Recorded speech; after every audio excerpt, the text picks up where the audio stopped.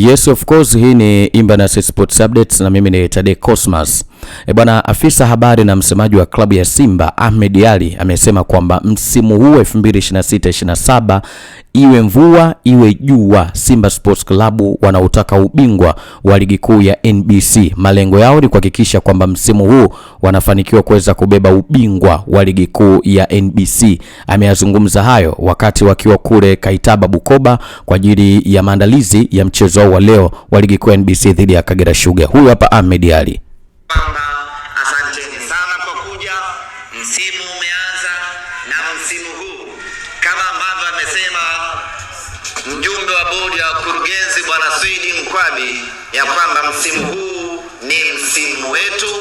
Mwaka huu panga pangua, mwaka huu piga ua, mwaka huu iwe mvua iwe jua, mwaka huu tunalitaka kombe la NBC.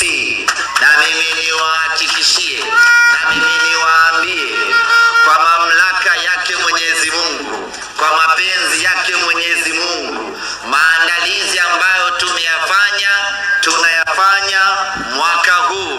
Mwaka jana ilikuwa ni zamu ya CRDB Cup, mwaka huu ni kombe la NBC.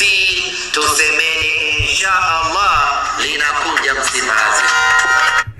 Haya bwana, huyo ni Ahmed Ally, afisa habari na msemaji wa klabu ya Simba, akiweza kutanabaisha hivyo kwamba msimu huu iwe mvua iwe jua, Simba wanautaka ubingwa wa ligi kuu ya NBC. Una maoni gani kuhusiana na kauli ya Ahmed Ally? Unaiona Simba Sports Club wakifanikiwa kuweza kubeba ubingwa wa ligi kuu ya NBC katika msimu wa 26-27?